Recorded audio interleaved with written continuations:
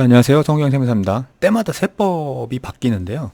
우리가 살면서 뭐 사업하시는 분들도 마찬가지로 그렇고, 뭐 직장 다니시는 분들도 혹은 가정주부 분들도 그렇고, 어쨌든 간에 경제적인 활동을 하고 생각을 하려면 이 달라지는 세법은 알아야 되거든요. 그래서 오늘은 올해 하반기부터 이미 달라진 세금에 대해서 좀 말씀을 드려볼게요. 매년 여름쯤 되면 내년부터, 그러니까 다음 해부터 새로 시행할 세법 개정안들이 발표가 되는데, 그 개정안이 아니라 이미 개정이 돼서 시행을 올해 7월 1일부터 하게 된 내용들을 말씀드리는 겁니다. 그 기획재정부에서 발표한 2023년 하반기부터 이렇게 달라집니다라는 내용인데요. 이 내용이 굉장히 많은데, 그 내용들 중에 금융재정 조세 분야 중에서 그것도 딱 세금에 우리 생활과 관련돼 있는 세금 관련 부분들만 좀 살펴볼게요. 먼저 직장인들이 많이 관련이 있는 신용카드 사용 금액에 대한 개정 내용이에요. 신용카드 사용 금액은 소득 공제를 해주잖아요. 우리 연말정산 할 때. 근데 그 소득 공제를 할 때 그 소득 공제율을 15%에서 최대 40%까지 별도로 구분해가지고 해주고 있죠. 물론 올해 사용한 대중교통 사용분은 80%까지도 해주는데, 요건 이제 일시적이니까 기본적인 율은 15%에서 40%까지 해주죠.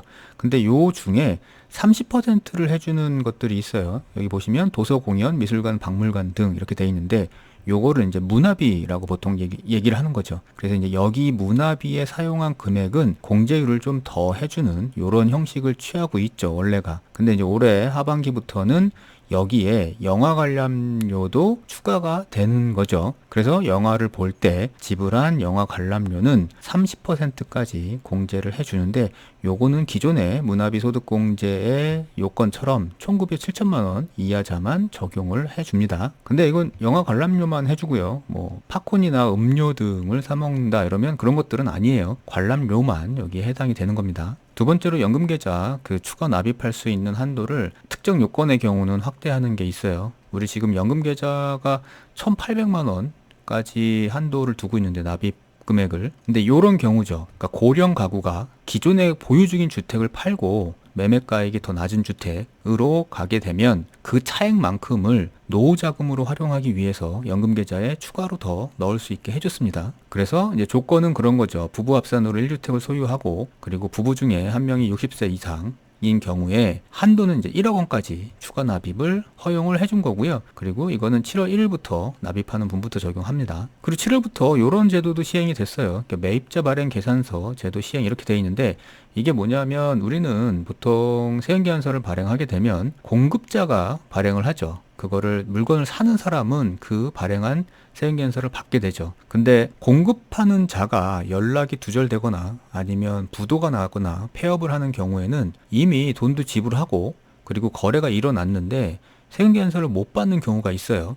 그러니까 그럴 경우에는 매입한 사람이 마치 공급자인 것 마냥 세금계산서를 발급을 할 수 있었거든요. 근데 이제 그거는 세금계산서에 대한 내용이었고, 이제 요번에 새로 시작하는 거는 계산서. 그러니까 이게 면세 품목이나 면세 용역을 하게 되면 세금계산서 대신 계산서를 발급하잖아요. 그러니까 이 경우에도 똑같이 그런 사유들이 있다 그러면 세무서에 확인을 받아가지고 매입자가 직접 계산서를 발급할 수 있게 됐습니다. 그래서 이렇게 되면 공급자가 연락이 안 돼도 우리는 필요경비 인정을 받을 수가 있겠죠. 그리고 금융 쪽인데요. 이 고위험, 고수익 채권 투자 신탁에 대해서는 과세 특례 이렇게 되어 있는데, 요거는 이제 여기서 발생하는 이자나 배당 소득에 대해서 14%로 분리과세를 시행하겠다는 겁니다. 이거는 뭔 내용이냐면, 우리 보통 이자소득이나 배당소득 같이 금융소득 같은 경우에는 금융소득 종합과세라고 해가지고 2천만 원이 넘으면 종합과세를 하잖아요. 근데 이제 종합과세를 했을 때 종합소득세율을 높게 적용받는 분들은 그 금융소득에 대해서 굉장히 높은 세율로 적용을 받게 되죠. 세금을 내게 되죠. 근데 이런 상품들에 대해서 나오는 금융소득은 14%로 분리과세를 하겠다는 거예요. 종합과세를 하지 않고. 대신에 이제 1인당 3천만 원까지, 그리고 내년 12월 31일까지 가입한 분에 대해서만 이제 요렇게 해주겠다는 거죠. 그리고 이제 요런 내용도 있어요. 그러니까 골프 치시는 분들은 잘 아시겠지만, 이 골프장이 회원제 골프장하고, 그러니까 비회원제, 그러니까 퍼블릭 대중 골프장이죠. 이렇게 나눠가지고 있었죠. 그래서 여기에 이제 개별 소비세를 부과를 했어요. 그래서 보통은 회원제 골프장 같은 경우에는 개별 소비세를 부과했고, 퍼블릭 같은 경우에는 개별 소비세라는 거를 부과를 안 했죠. 그래서 조금은 퍼블릭 골프장이 좀 싸죠. 근데 작년에 이 그 골프장 구분 체계를 변경을 했어요. 그래서 기존에는 회원제 골프장과 대중제 골프장 이렇게 두 개를 나누고 있었는데,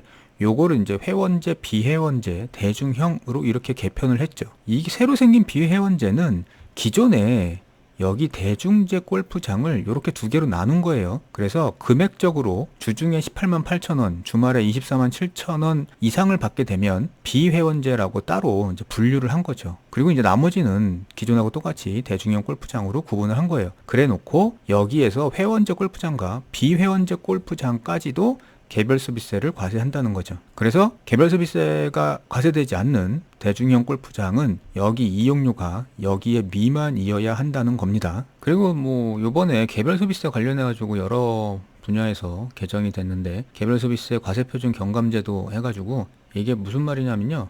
개별 소비세 같은 경우에는 이제 개별 소비세를 과세해야 되는 대상은 과세 기준이 제조장에서 반출할 때 그 반출 가격, 혹은 수입한 물품이면 수입했을 때 가격을 그 과세 기준으로 삼거든요. 근데 이러다 보니까 이게 국내에서 제조한 것과 수입 물품에 대해서 개별 소비세 과세의 형평성에 논란이 좀 있었어요. 무슨 말이냐면, 이게 이제 논란 이슈가 된 게 자동차 때문에 이슈가 됐죠. 자동차 같은 경우에는 잘 아시다시피 국산차를 만약에 산다 그러면 우리가 현대자동차면 현대자동차한테 사잖아요. 그러면 현대자동차 공장에서 바로 소비자한테 이렇게 넘어오죠. 물론 이제 살 때 계약이나 이런 건 판매 대리점하고 하겠지만, 실제로 구매는 어차피 현대자동차랑 하는 거니까 현대자동차 공장에서 이렇게 넘어오게 되면 판매 가격 전체가 과세 기준액이 돼버리죠. 근데 수입차 같은 경우에는 수입 통관을 했을 때 그 수입 가격을 기준으로 하다 보니까 이 가격 속에는 이 수입사나 판매사가 별도로 있죠, 국내에. 그래서 여기에서 유통하는 유통 비용이나 혹은 마진 이런 것들이 여기에는 포함이 돼 있지 않다 보니까 똑같은 가격의 차라고 하더라도 여기 수입 통관 가격을 기준으로 하면 국내에서 생산한 국산차보다 더 낮은 개별 소비세가 과세되는 문제가 생겨버리는 거죠. 그러니까 이런 거예요. 국산차 같은 경우에는 제조 관련 비용에다가 유통하는 비용, 그 다음에 판매했을 때 그 이윤까지 다 합쳐가지고 여기에 개별 소비세가 과세되고, 수입 같은 경우에는 이 수입 신고 가격에서만 개별 소비세가 부과되고, 이 뒤쪽으로 발생하는 유통 비용이나 판매 마진 뭐 이런 쪽에는 개별 소비세가 과세가 되지 않는다는 문제점이죠. 그래서 실제적으로 보면 똑같이 판매 가격이 6천만 원인 국산차 A와 수입차 B의 개별 소비세 부과 기준을 보면 과세 표준 자체가 수입차가 이렇게 낮아요. 4천만 원대로. 왜냐하면 이건 수입 가격이고 여기에 이제 유통비용이 포함해가지고 판매 가격이 형성되겠죠.